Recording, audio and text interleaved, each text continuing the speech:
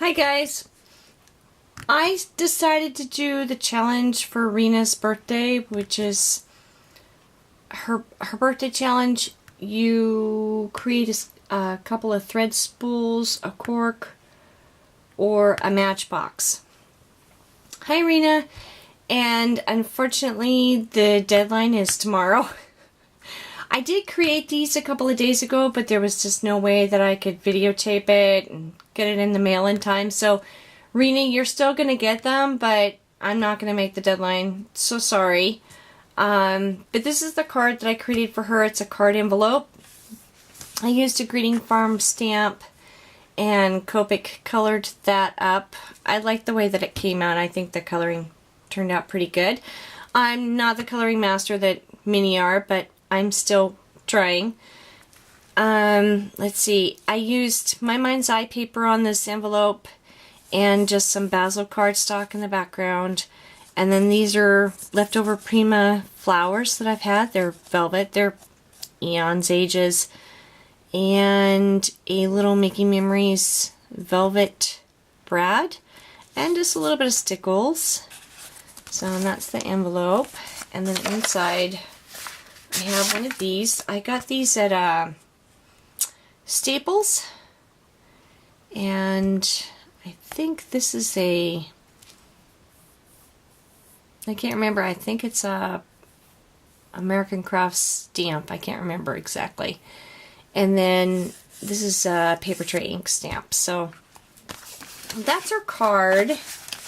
And then for me, thread spools is definitely what I wanted to create, but I can't think of a thread spool without thinking of this poem that a dear friend of mine sent me years ago. And even though I don't know Rina yet, I had to include the poem, and so I printed it off on the computer onto a piece of cardstock and put it on some pink paper here and put it in this little frame, and the poem reads, "Threads of friendship. Threads of friendship that will never break. Thank you for the laughter, for the good times we share. Thank you for always listening, for trying to be fair. Thank you for the comfort when things are going bad. Thank you for the shoulder to cry on when I'm sad. This gift is a reminder that all my lifetime through, I will be thanking heaven for a special friend like you." She sent this poem to me when my mom was really sick. And my mom, many of you know, my mom is a seamstress. And thread spools is something that I played with when I was a kid. And so these spools that I have done up are actually old thread spools that belong to my mom. And so that's why I had to include the poem. It made me think of Mom. So these are the thread spools. You can see on the top that's the original label there. And so here's the first one. I wanted this to look like a chandelier. And so what I did is I actually put thread on this first. You can see in the background to kind of go with the poem. This is silver thread. And then this trim right here is dotted Swiss that was off of dress of mine when I was a little girl. There was just enough left over. I have a couple little bits left, but there was a piece that was big enough for that. And then I added some chain here, some bling chain. And then up the top I have a pearl and a pearl bead, and then another crystal bead, and a jump ring, and some eyelash trim. And then I attach the chain to kind of swoop over and, like I said, kind of look like a chandelier.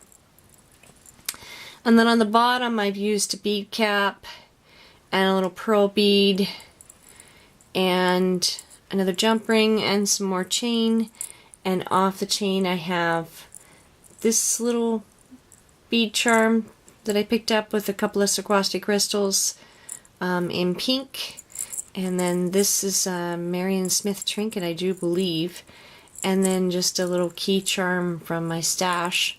So that's the first one that I created. Whoops. And since Rina wanted to not only hang these on the tree, but also in her craft room when she was done, I definitely wanted to make sure that there was some pink on it. So this one's pink and silver.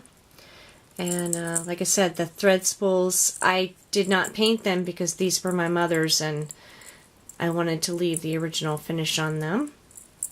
So just really pretty though. I think I like that, how that one came out.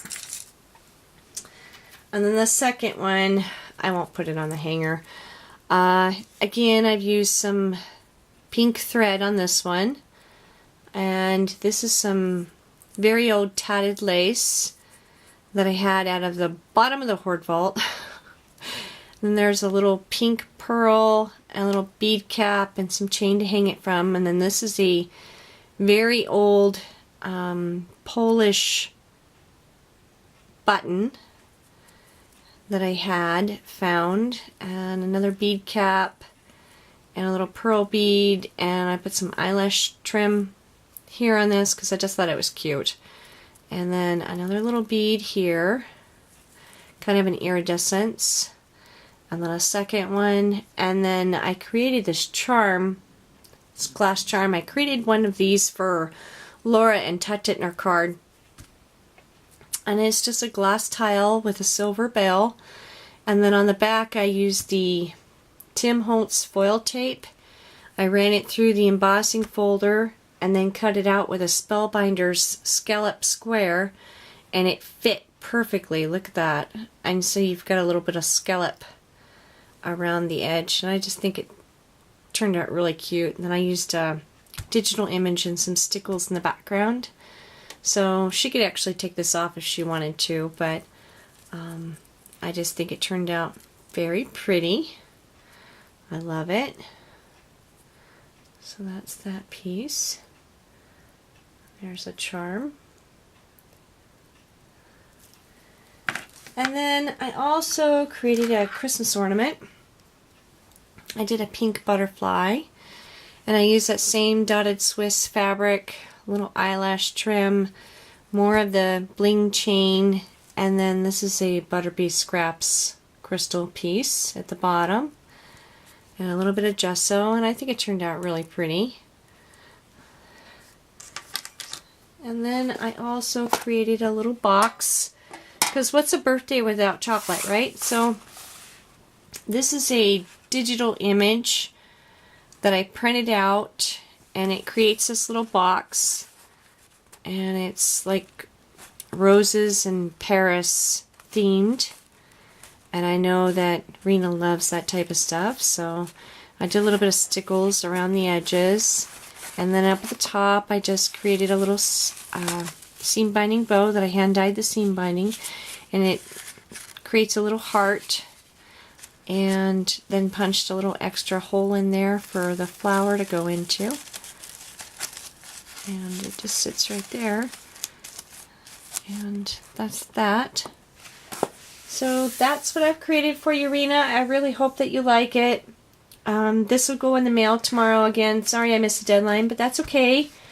I wanted to help you celebrate your 50th birthday because my 50th is coming up.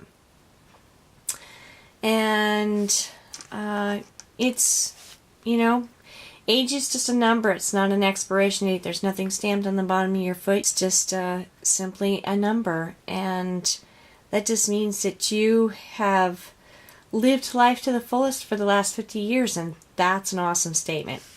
So thanks everybody for watching. And I will catch you with more projects soon. And thank you to all my new subbies and my old ones as well for coming by and leaving me sweet comments. I really do appreciate it. I'm way behind on commenting back, but I will catch up eventually. Thanks everybody. You have a great week and happy holidays. Bye.